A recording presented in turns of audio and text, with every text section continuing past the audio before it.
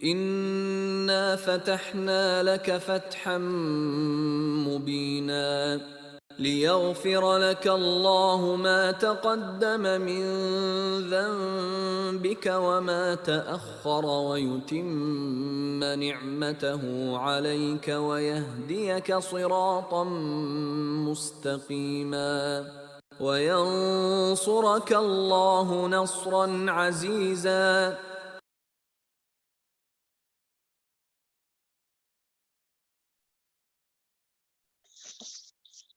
अस्सलाम वालेकुम वरहमतुल्लाहि वबरकातुह।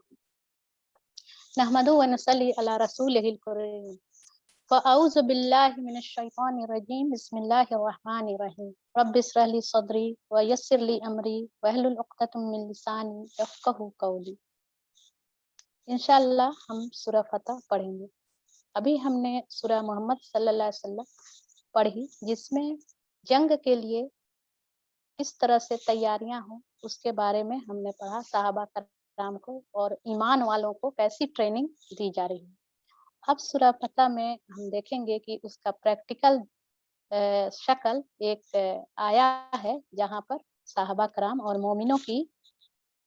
जांच हो गई है। इंशाअल्लाह इस सूरह के पहले हम सुलह हुदैबिया के बारे में जानेंगे, इसी के बेस पे ये पूरी सूरह है। और इस सूरह का नाम जो है इसी के पहले ही आयत से लिया गया है। इसका नज़ूल जो है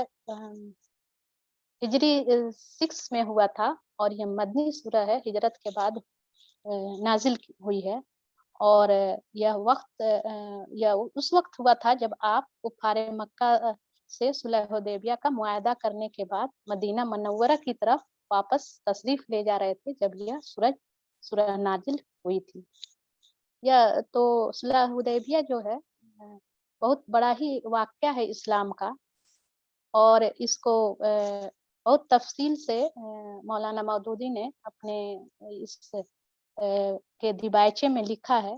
लेकिन हमारे पास क्योंकि बहुत ज़्यादा वक्त नहीं है, इसलिए इसको मैं बहुत शॉर्ट करके आप लोगों को बताती हूँ। आप सल्लल्लाहु अलैहि वसल्लम ने ख्वाब देखा जब वो मदीने में थे कि आप अपने असहाब के साथ मक्का मुअज़्ज़मा तशरीफ ले गए हैं और वहाँ उम्रा अदा कर रहे हैं।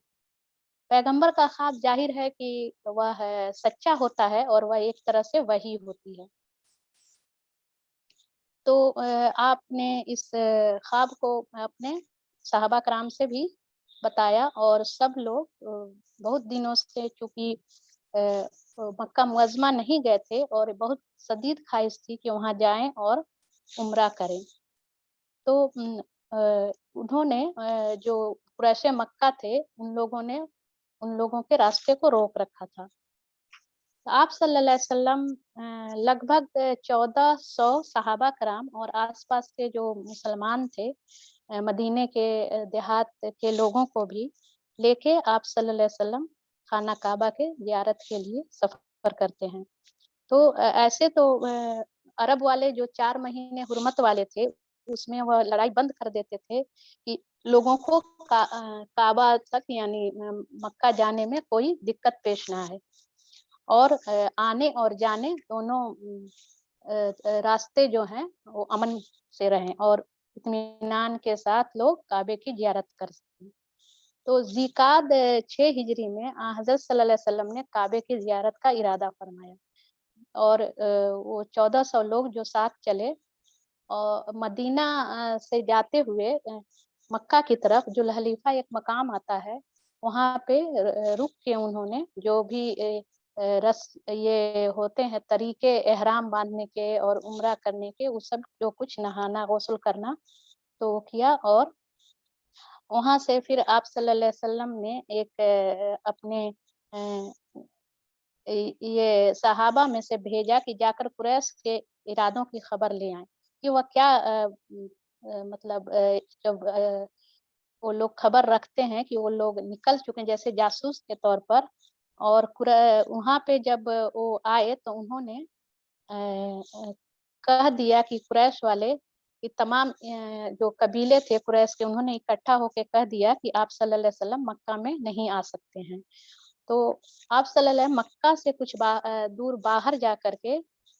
एक जगह क्याम किया, और वह जगह हुदैबिया कहलाता है। हाँ, हज़रत सल्लल्लाहु अलैहि वसल्लम जब वहाँ पे क्याम किए, और वहाँ पे एक कुआँ भी है, और इसी से उस जगह का नाम अ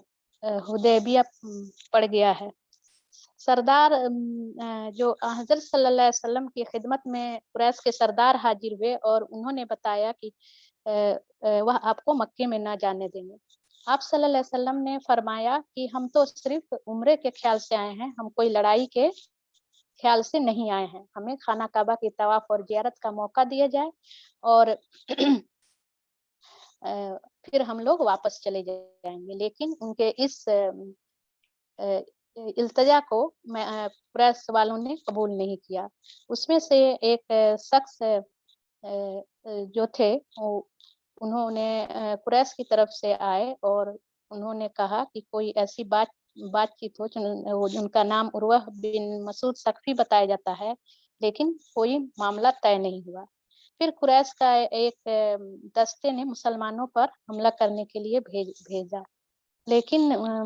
ये लोग गिरफ्तार कर लिए गए, और हज़रत सल्लल्लाहु अलैहि वसल्लम ने अपनी मेहरबानी से उनको माफ़ कर दिया। फिर यह तय पाया कि सुलह की बातचीत की जाए, और आप सल्लल्लाहु अलैहि वसल्लम की तरफ से उस्मान गनी रज़ियल्लाहु ताला अन्हो कुरैश से बातचीत के लिए जाते हैं। और अब जब वहाँ जाते हैं तो कोई बातचीत नहीं हो पाती है, बल्कि वह उस्मान गनी रज़ियल्लाहु ताला अन्हो को भी रोक लेते हैं। और इधर खबर मशहूर हो जाती है आप सल्लल्लाहु अलैहि वसल्लम सहाबा के बीच में कि नौजुबिल्लाह उस्मान रज़ियल्लाहु ताला अन्हु को कत्ल कर दिया गया, शहीद हो गए। और इस खबर से मुसलमान बेचैन हो जाते हैं, और वो लोग उस्मान रज़ियल्लाहु ताला अन्हु के खून का बदला लेने के लिए ये इरादा करते हैं, और यह कहकर एक बबूल के पेड़ के नीचे आप सल्लल्लाहु अलैहि वसल्लम से इस बात पर बैत ली जाती है कि हम मर जाएँगे, लेकिन लड़ाई से मुँह ना मोड़ेंगे, और कुरैश से हज़रत उस्मान रज़ियल्लाहु ताला अन्हु के खून का बदला ले लेंगे। इसी करार के साथ मुसलमानों के अंदर अजीब जोश पैदा होता है, और एक शौक़ शहादत पैदा होता है। फिर कुफ़ार से, यानी जो कुरैश मक्का थे, उनसे बदला लेने के लिए तैयार हो जाते हैं। इस बैत का नाम बैत रिज़वान है। और उसके बाद से बातचीत तय पाती है, उधर से लोग आते हैं, और पता चलता है कि उस्मान रज़ियल्लाहु ताला के कत्ल की इत्तला गलत थी। फिर सुहैल बिन उमर को अपना सफ़ीर बना के आप सल्लल्लाहु अलैहि वसल्लम उधर से कुरैश मक्का की तरफ से भेजा जाता है कि वह सुलह के बारे में बातचीत करें। इनसे देर तक सुलह के बारे में बातचीत होती रही है, और आखिरकार सुलह के जो कंडीशंस थे, वो तय हो जाती है। और यह एक ट्रीटी जो है जो ट्रीटी ऑफ हुदैबिया है, वो लिखी जाती है, और यह मुआहदा रसूल सल्लल्लाहु अलैहि वसल्लम की तरफ से होता है। जब आप सल्लल्लाहु अलैहि वसल्लम जब ये ट्रीटी लिखवाने लगते हैं, तो उसमें लिखवाते हैं कि मोहम्मद सल्लल्लाहु अलैहि वसल्लम की तरफ से है, लेकिन जो कुरैश का आदमी था, सुहैल बिन उमर, उसने कहा कि नहीं, हम लोग आपको रसूल नहीं मानते, और आप इसको नहीं लिखवाइए। तो आप फिर अपना नाम मोहम्मद बिन अब्दुल्लाह की तरफ से ये ट्रीटी है। इसमें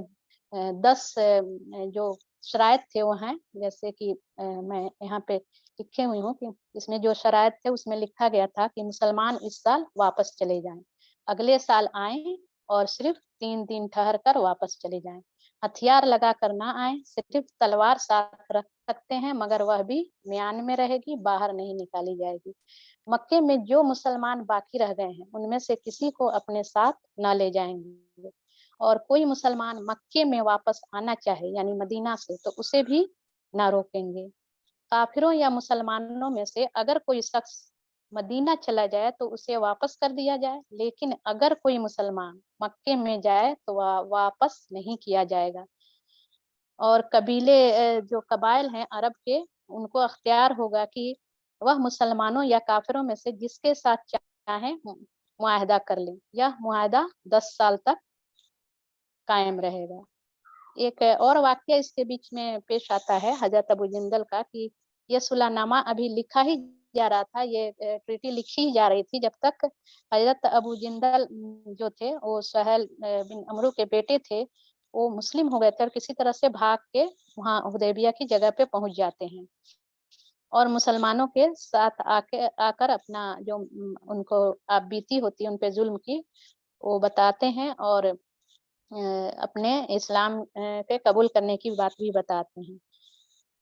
کہ کیسے تکلیف ان کو دی جا رہی تھی اور وہ ابو جندل رضی اللہ تعالیٰ عنہ آپ صلی اللہ علیہ وسلم سے درخواست کرتے ہیں کہ مجھے کافروں کے پنجے سے چھڑا کر اپنے ساتھ لے چلیے، لیکن چونکہ ٹریٹی سائن ہو گئی تھی کہ ابھی لکھی جا چکی تھی، ابھی سائن نہیں ہوتی لیکن لکھی جا چکی تھی کہ کوئی مسلمان اگر مکہ سے بھاگ کے مدینہ جائے یا مسلمانوں کے پاس آئے تو اس کو واپس کر دینا ہے، تو یہ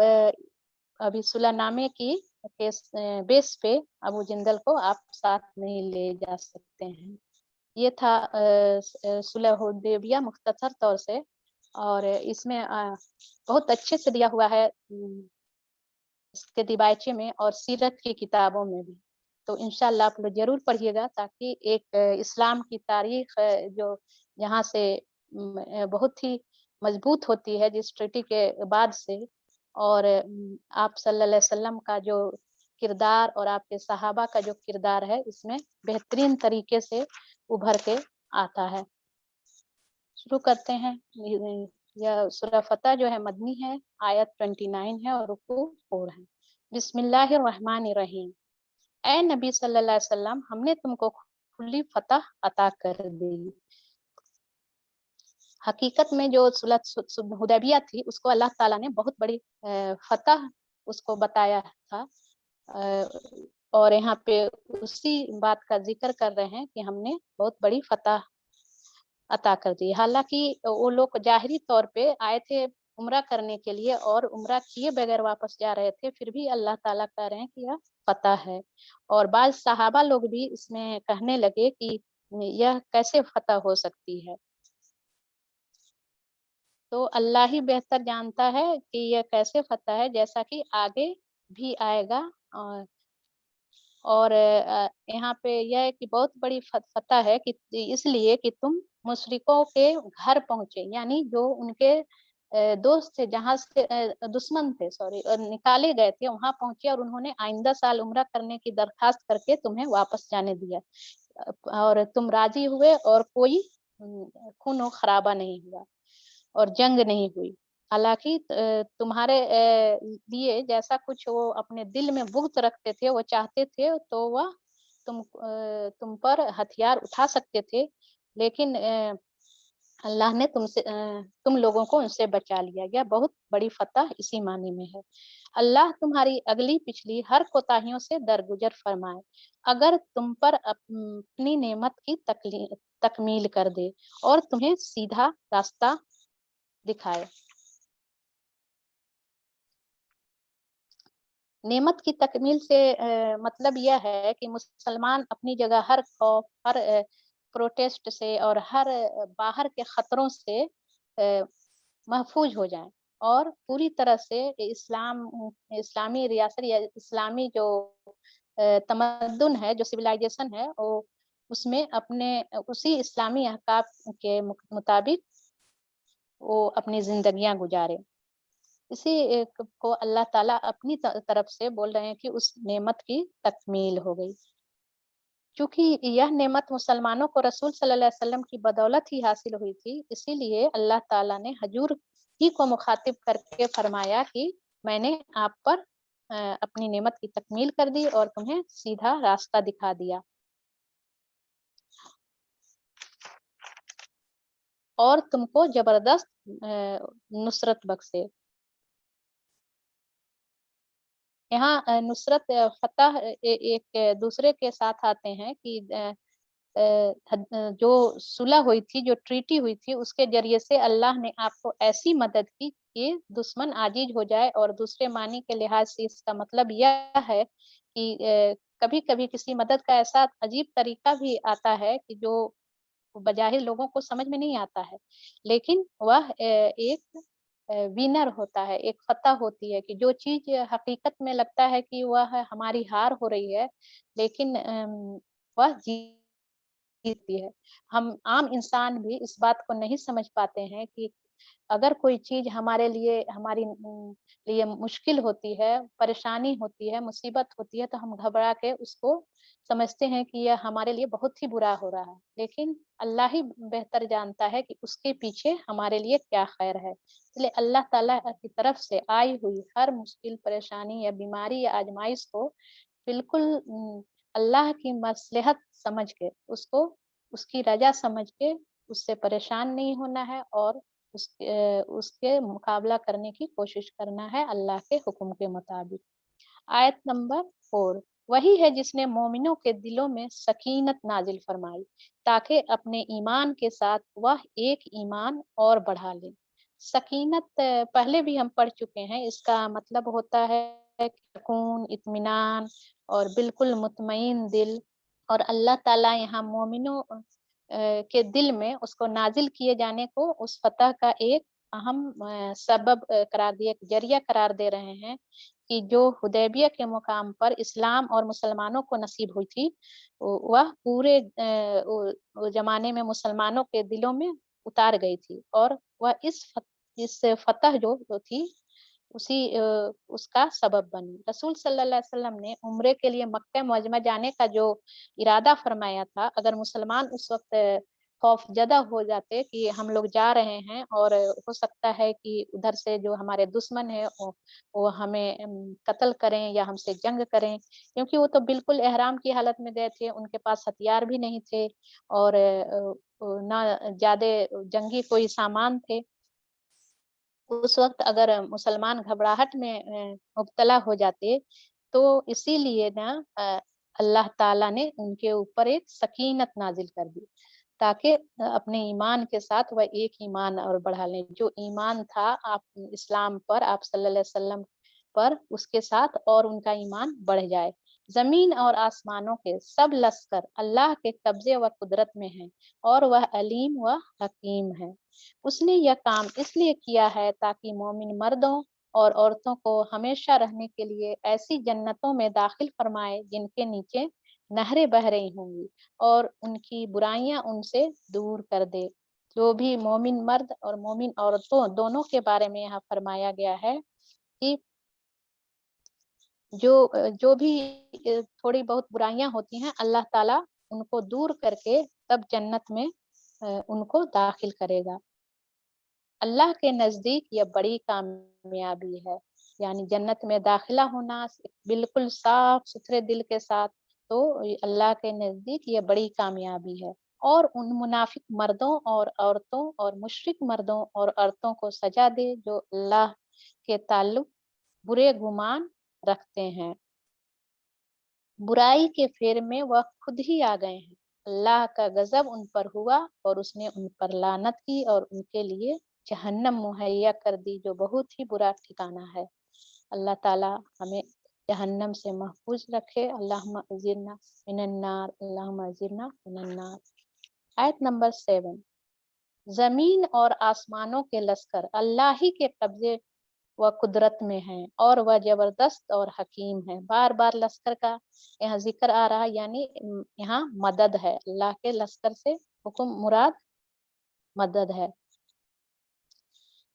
ऐ नबी सल्लल्लाहु अलैहि वसल्लम, हमने तुमको शहादत देने वाला, इशारत देने वाला और खबरदार करने वाला बनाकर भेजा है। आप सल्लल्लाहु अलैहि वसल्लम के बेस्ट का मकसद यहाँ 3 बताया जा रहा, ताकि ऐ लोगों तुम अल्लाह और उसके रसूल पर ईमान लाओ और उसका साथ दो, उसकी ताजीम व तौकीर करो, सुबह व शाम उसकी तस्बीह करते रहो। यहाँ तस्बीह से मुराद आगे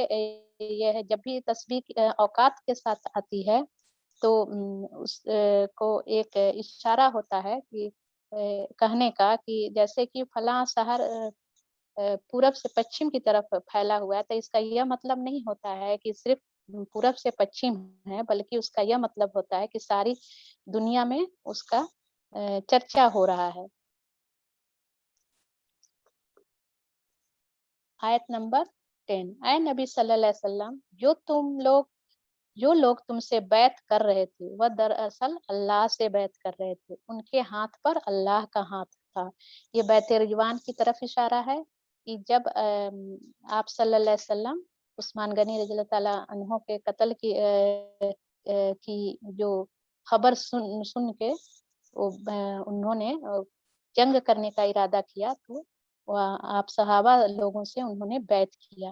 تو یہاں پہ دراصل فرمایا جا رہا کہ آپ صلی اللہ علیہ وسلم کے ہاتھ پہ بیعت نہیں کیا جا رہا، بلکہ اللہ کے ہاتھ پہ بیعت کیا جا رہا، چونکہ وہ اللہ کے رسول تھے اور اللہ ہی کے طرف سے نازل کی ہوئی وحی کے مطابق ہی وہ سب کام کرتے تھے، اس لیے یہاں بتایا جا رہا کہ اللہ کا ہاتھ ہے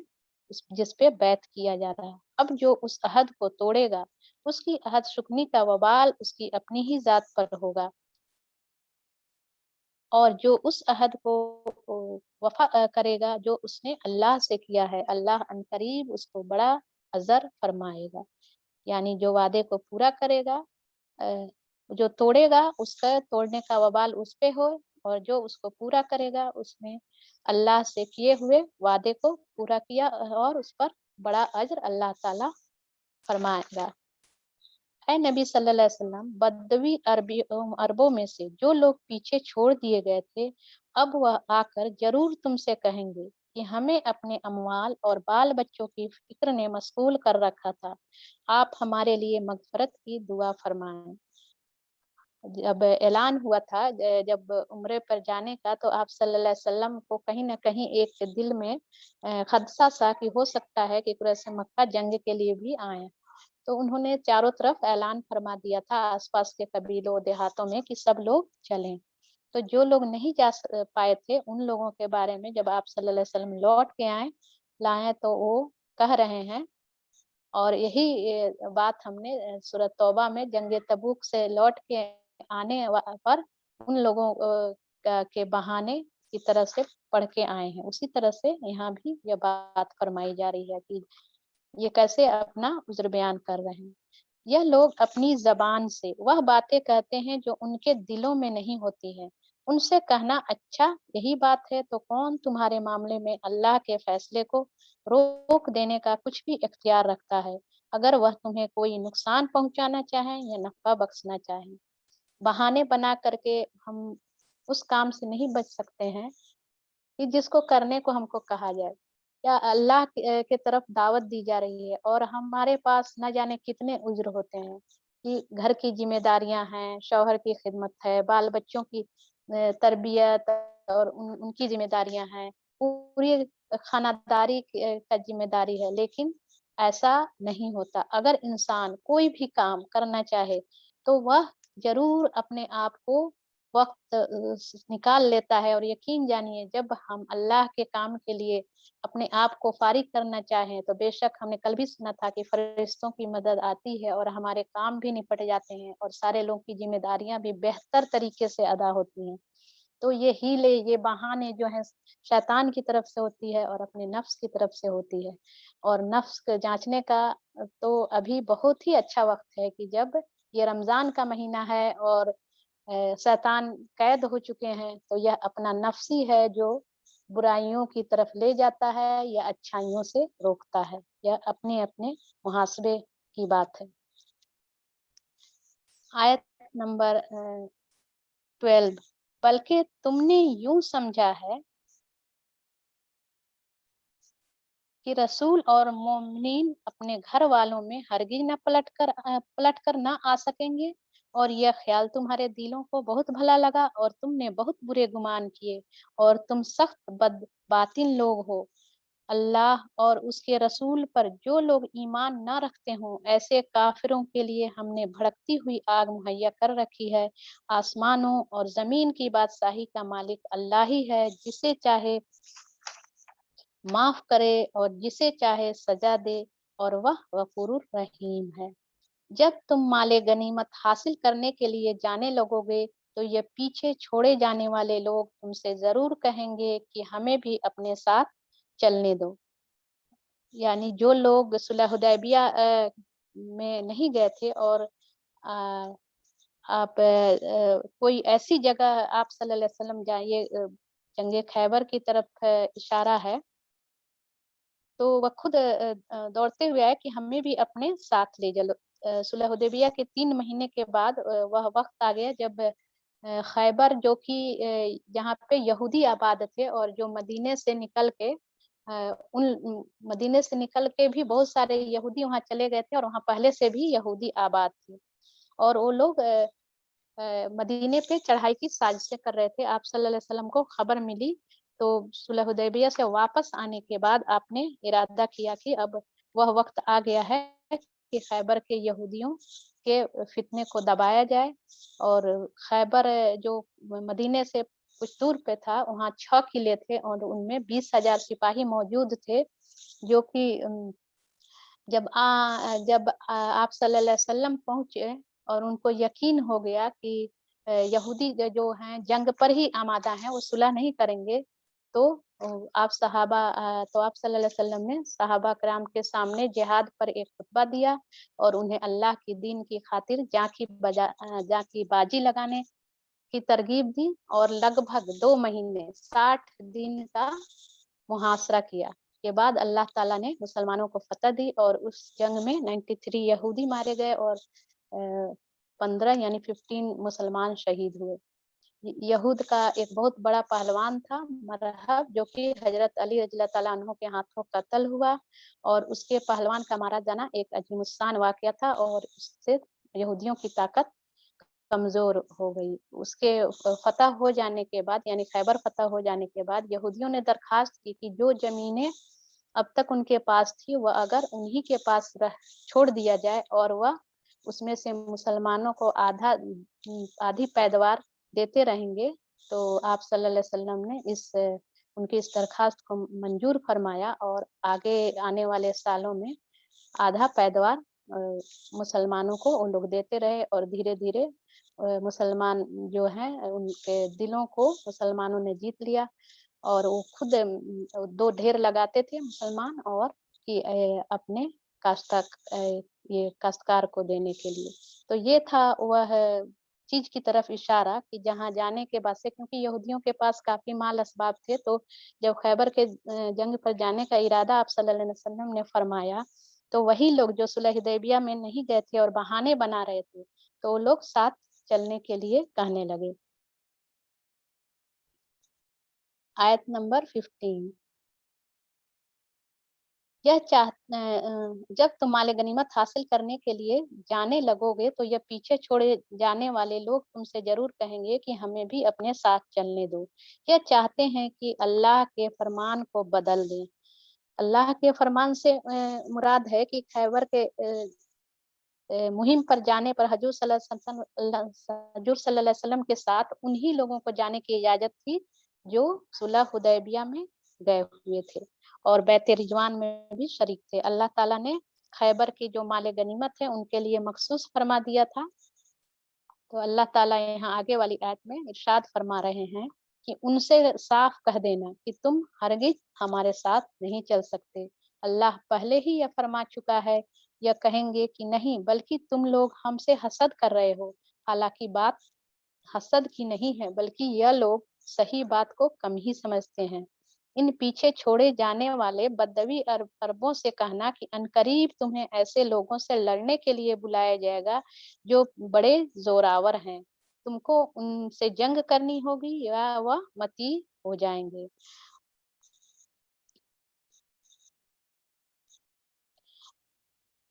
उस वक्त अगर तुमने हुक्म जिहाद की अतात की, तो अल्लाह तुम्हें अच्छा अज्र देगा और अगर तुम फिर उसी तरह मुंह मोड़ गए जिस तरह पहले मुंह मोड़ चुके, तो अल्लाह तुमको दर्दनाक सजा देगा। अल्लाह ताला फिर एक बार उन लोगों को मौका दे रहा है कि अपनी गलतियों को सुधार करके फिर से वह अल्लाह की फरमाबरदारी की तरफ आए, क्योंकि यह एक उन लोग की सजा के तौर पे जंग खैबर में नहीं जाने दिया गया और आगे आने वाली जंगों में जाने का उनको बताया जा रहा कि फिर अभी मौके आएंगे, फिर अभी ऐसे वक्त आएंगे जबकि मदीने के दुश्मनों से मुकाबला होगा।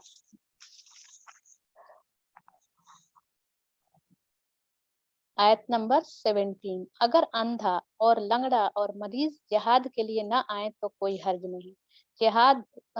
हमेशा से हर मुसलमान पे फर्ज है कि जब भी दीन के लिए उनको पुकारा जाए और दुश्मनों से मुकाबला करने के लिए, दीन को गालिब करने के लिए, तो उसमें किन किन लोगों को फुर्सत दी गई है? अंधा, लंगड़ा और मरीज जिहाद के लिए ना आए तो कोई हर्ज नहीं है। जो कोई अल्लाह और उसके रसूल की अताअत करेगा, अल्लाह उसे उन जन्नतों में दाखिल करेगा जिनके नीचे नहरें बह रही होंगी, और जो मुंह फेरेगा उसे वह दर्दनाक अजाब देगा। आयत नंबर 18, अल्लाह मोमिनों से खुश हो गया जब वह दरख्त के नीचे तुमसे बैत कर रहे थे। यह यहाँ फिर उसी बैत का जिक्र है जो हुदैबिया के मुकाम पर साहबा कराम से ली गई थी। इस बैत को बैत रिजवान कहते हैं, क्योंकि अल्लाह ताला ने इस आयत में यह खुशखबरी सुनाई है कि वह उन लोगों से राजी हो गया।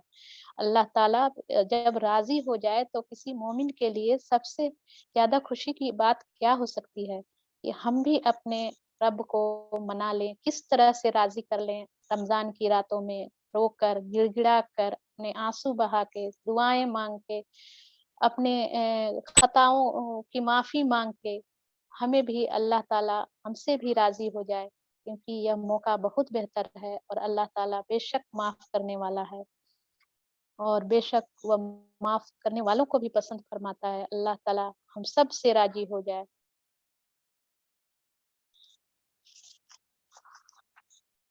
उनके दिलों का हाल उसको मालूम है था, इसलिए उसने उन पर सकीनत नाजिल फरमाई, उनको इनाम में करीबी फतह बख्शी और बहुत सा माले गनीमत उन्हें अता कर दिया, जिसे वह अनकरीब हासिल करेंगे।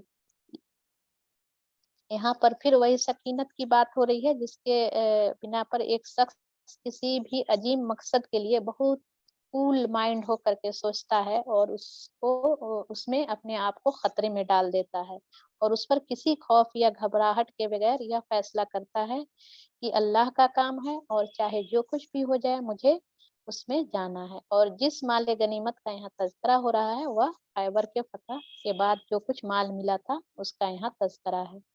अल्लाह जबरदस्त और हकीम है। अल्लाह तुमसे बकसरत अम्वाल गनीमत का वादा करता है जिन्हें तुम हासिल करोगे। फौरी तौर पर तो यह फतह उसने तुम्हें अता कर दी और लोगों के हाथ तुम्हारे खिलाफ उठने से रोक दिए।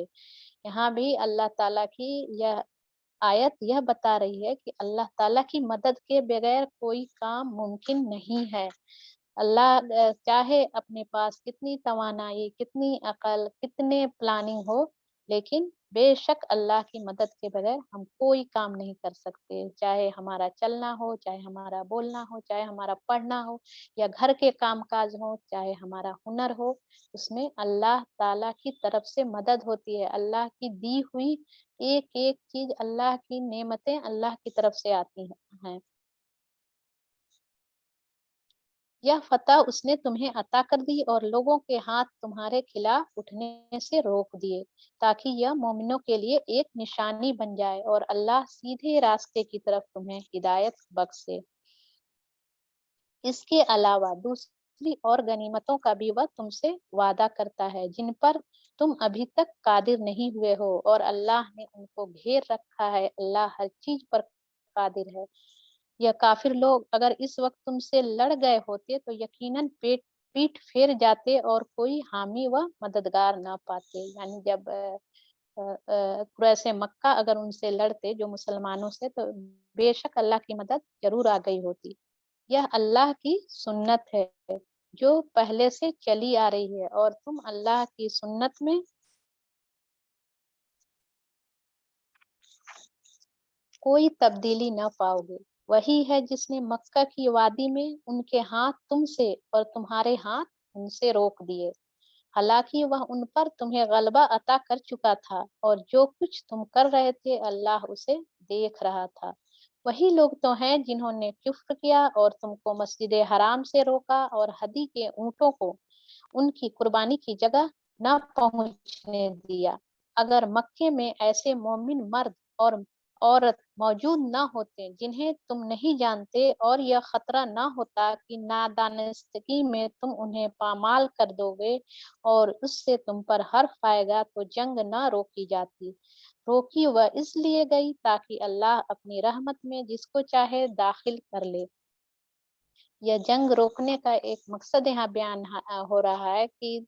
مکہ معظمہ میں وہاں کچھ ایسے مسلمان بھی تھے جو کہ ایمان لا چکے تھے اور مسلم تھے، کچھ لوگوں کو ظاہری طور پر مسلمان تھے جو لوگوں کو بھی پتہ تھا، اور کچھ لوگ اپنا ایمان چھپائے ہوئے تھے۔ تو اگر ایسی حالت میں جنگ ہوتی تو مسلمان کو پتہ نہیں تھا کہ کون لوگ قریش مکہ میں جو کفار مکہ ان کے بیچ میں مسلمان ہیں، تو اگر ان کے ہاتھوں سے نادانستگی میں ان کا قتل ہو جاتا تو بعد میں وہ افسوس اور رنج بھی کرتے،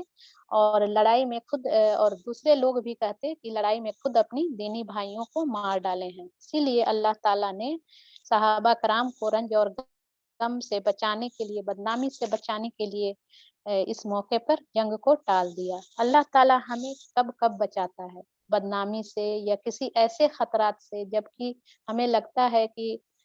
لوگ مجھ پہ چڑھے آ رہے ہیں، بلا وجہ مجھ پہ الزام دیا جا رہا ہے، یا ایسی کوئی آفت ناگہانی آ رہی ہے جس میں میں نہیں ہوں لیکن لوگوں کے ذریعے سے مجھے بدنام کیا تھا۔ کئی بار ایسے واقعات ہوتے ہیں، تو بس اللہ ہی حامی اور مددگار ہے، اس پہ صبر بھی کرنا چاہیے۔ ہمیں عفت کا واقعہ بھی یاد کرنا چاہیے کہ کیسے اللہ تعالیٰ نے حضرت عائشہ رضی اللہ تعالیٰ عنہا کی برات نازل کی تھی کہ ہمیشہ حق اور باطل صاف ہو جاتے ہیں، اور اس دنیا میں نہیں تو آخرت میں ضرور اس کا اجر اللہ تعالیٰ دیں گے۔ وہ مومن الگ ہو گئے ہوتے تو اہل مکہ میں سے جو کافر تھے ان کو ہم ضرور سخت سزا دیتے۔ یہی وجہ ہے کہ جب کافروں نے اپنے دلوں میں جاہلانہ جو وقار تھا، حمیت بٹھائی، تو اللہ نے اپنے رسول اور مومنوں پر سکینت نازل فرمائی۔ پھر یہاں پہ سکینت کی بات ہو رہی ہے۔ ہم پچھلے آیت 4 میں پڑھا ہے اور اب 18 اور 26 میں بھی پڑھ رہے ہیں، تو اللہ نے ان پر سکینت نازل کر دی۔ جب اللہ تعالیٰ کی طرف سے کوئی مشکل، کوئی پریشانی، کوئی مصیبت آتی ہے تو مجھے کون سا رویہ اختیار کرنا ہے تاکہ اللہ تعالیٰ میرے دل میں اطمینان ڈال دے۔ ڈرنا نہیں ہے، غصہ نہیں ہونا ہے، گھبرانا نہیں ہے، اللہ پر توکل کرنا ہے، بالکل ٹھنڈے دل سے، ٹھنڈے مائنڈ، ایک دم کول مائنڈ ہو کے سوچنا ہے پورے اطمینان کے ساتھ، اور جو بھی حالات ہیں اس کے حوالے اپنے آپ کو اللہ پر توکل کرتے ہوئے ڈال دینا ہے، اس میں اپنا پریشانی ہوئے بنا اس کو اللہ کی رضا مان کے قبول کرنا ہے۔ اور مومنوں کو تقوی کی بات کا پابند رکھا کہ وہی اس کے زیادہ حقدار اور اس کے اہل تھے۔ اللہ ہر چیز کا علم رکھتا ہے۔ یہاں پہ جو سکینت تھی اس میں وہی تھا کہ صبر کے ساتھ نبی صلی اللہ علیہ وسلم اور مسلمانوں نے کفار قریظہ کی جو روش تھی کہ وہ لوگ مطلب اپنے ایگو کے رویے کی وجہ سے ان لوگوں کو روک رہے تھے عمرے سے، حج سے۔ تو حج اور عمرہ تو پوری دنیا سے لوگ آتے تھے اور سب کے لیے کھلا ہوا تھا، لیکن مسلمان جو کہ مکے سے مدینہ گئے تھے یا جو لوگ مسلمان ہو گئے تھے مدینے سے بھی آئے تھے، ان لوگوں کو صرف ایگو کی وجہ سے کہ ہم روک سکتے ہیں۔ فی الواقع اللہ نے اپنے رسول کو سچا خواب دکھایا تھا جو ٹھیک ٹھیک حق کے مطابق تھا۔ اسی خواب کی بات ہو رہی ہے جو شروع میں ہم نے کہا تھا کہ صلح حدیبیہ کے پہلے وہ جو عمرے والی خواب تھی اس کو اللہ تعالیٰ نے دکھایا تھا، اور آپ صلی اللہ علیہ وسلم نے ارادہ کیا تھا عمرے کا۔ اللہ تم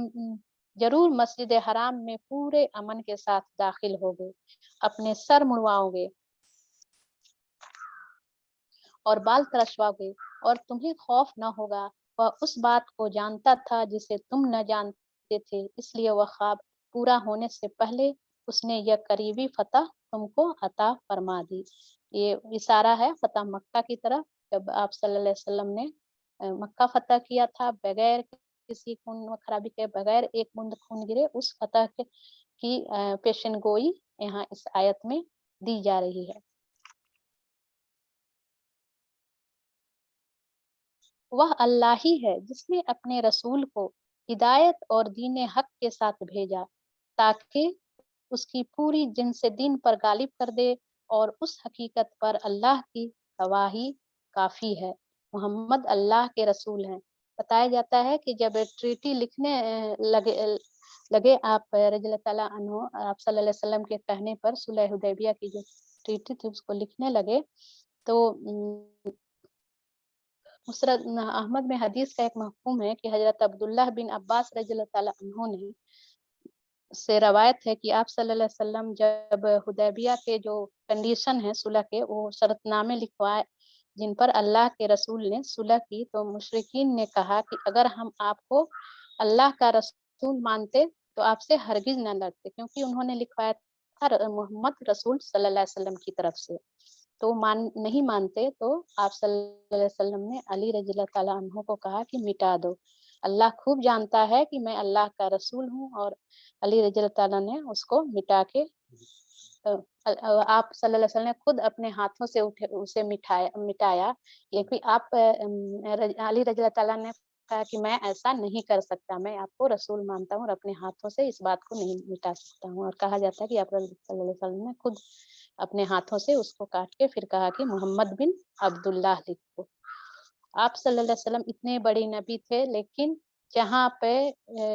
इस्लाम का फ़ायदा था, जहाँ पे मुसलमानों को दब के भी सुलह करना पड़ रहा था, लेकिन आप सल्लल्लाहु अलैहि वसल्लम अपनी हिकमत और अपने दूर अंदेशी के बदौलत उन्होंने ये काम किया। उन्होंने ये नहीं किया कि मैं नबी हूँ, मैं ऐसा क्यों करूँ? मैं नहीं मानूँगा कि मैं अल्लाह का रसूल हूँ, नऊज़ुबिल्लाह। लेकिन उन्होंने मोहम्मद बिन अब्दुल्लाह, क्योंकि यह चीज़ भी सही थी, उसी के साथ यह शर्त लिखवाई। और उनका यह जो एक अना कभी आड़े नहीं आया। मेरी अना कब-कब आड़े आती है, जब मुझे कोई मेरे नाम से लगता है कि नीचे कर रहा है, और मेरी जो काबिलियत होती है उसको नहीं कबूल करता है, तो क्या मुझे अब कैसा महसूस होता है? ये बात इस वाक़ये को सोच करके और अपने आप को उस आईने में देखें कि आप सल्लल्लाहु अलैहि वसल्लम का किरदार क्या था और हमारा किरदार क्या है। और जो लोग उनके साथ, आयत नंबर 29, अल्लाह के फजल और उसकी खुशनुदी के तलब में मशगूल, और जो लोग इनके साथ में कुफ़ार पर सख्त और आपस में रहीम हैं। तुम जब देखोगे उन्हें रुकू व सजूद और अल्लाह के फजल और उसकी खुशनुदी की तलब में मशगूल पाओगे। सुजूद के असरात उनके चेहरों पर मौजूद हैं, जिनसे वह अलग से पहचाने जाते हैं। एक मोमिन की सिफत सहाबा कराम के जरिए से, यह है उनकी सिफत। तौरात में और इंजील में उनकी मिसाल यूं दी गई है कि गोया एक खेती है जिसने पहले कौपल निकाली, फिर उसको तक़वियत दी गई, फिर वह गदराई, फिर अपने तने पर खड़ी हो गई। काश्त करने वालों को वह खुश करती है ताकि कफ़ार उनके फलने फूलने पर जलें। इस गिरोह के लोग जो ईमान लाए हैं और जिन्होंने नेक अमल किए हैं, अल्लाह ने उनसे मग़फ़िरत और बड़े अजर का वादा फरमाया है। यहाँ वो लोग जिनको चेहरे से पहचान लिया जाता है, यह वह निशानियाँ नहीं है कि नमाज़ पढ़ के और जो चेहरे पे पेशानी पे जो निशान पड़ जाते हैं वह नहीं है, बल्कि यहाँ मुराद है उनके अखलाक से, कि उनका चेहरा जो है बिल्कुल एक खुली किताब होता है, जिससे जो नफ्स का अक्स झलकता है। दिल में जो कुछ होता है वह चेहरे पर भी रूनमा होता है, और उसी की वजह से वो इंसान एक आले दर्जे का के अखलाक वाला इंसान पहचान लिया जाता है। और यहाँ जिस खेती की मिसाल दी गई है, बताया जाता है, इंजील तौरात में तो नहीं था, लेकिन इंजील से यहाँ पे लिया गया है। हाशिया में लिखा गया है कि अ, हज़रत ईसा अलैहिस्सलाम का एक वाज़ यहाँ पे नक़ल हुआ है कि उन्होंने कहा कि खुदा की बादशाही ऐसी है जैसे कोई आदमी ज़मीन में बीज डाले और रात को सोए और दिन को जागे, और वह बीज इस तरह उगे और बढ़े कि वह ना जाने ज़मीन आप से आप फल लाती है। पत्ती, फिर बालें, फिर बालों में तैयार दाने, फिर जब अनाज पक चुका तो वह फिर जो दरांती लगाता है या हंसिया लगाता है, क्योंकि काटते वक्त आ पहुंचा। वह राई के दाने के मानिंद है कि जब जमीन में बोया जाता है तो जमीन के सब बीजों से छोटा होता है, मगर जब बो दिया गया तो उग कर सब तरकारियों से बड़ा हो जाता है और ऐसी बड़ी डालियां निकालता है कि हवा के परिंदे से उसके साए में बसेरा करते हैं। यह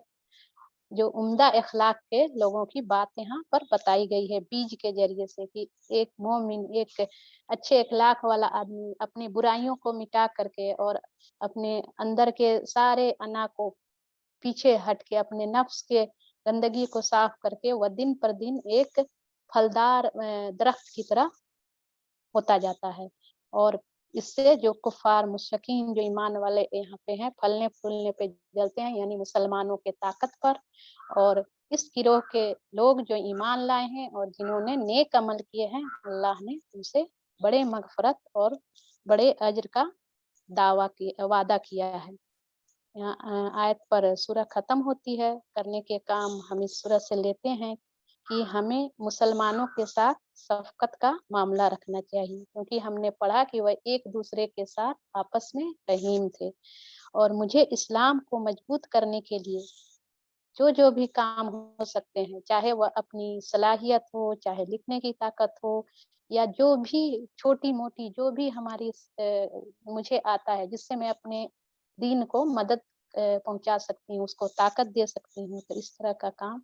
को छोटा नहीं समझना है, उसको जरूर करना है। अल्लाह ताला से दुआ करनी है कि हर घबराहट मुश्किल के मौके पर मुझे पर सकीनत नाजिल कर दे। और लेसन है कि जैसे कि सुलह हुदैबिया को शुरू में नहीं समझ पाए कि यह फतह है, तो इससे लेसन लेना है कि जाहिरी तौर पर जो चीज भी शिकस्त नजर आती है, वह हो सकता है कि हमारे लिए अल्लाह ताला की तरफ से खैर हो और एक फतह हो। कोई भी आजमाइश, कोई भी ऐसी चीज। यहाँ मैं रुकती हूँ और अपनी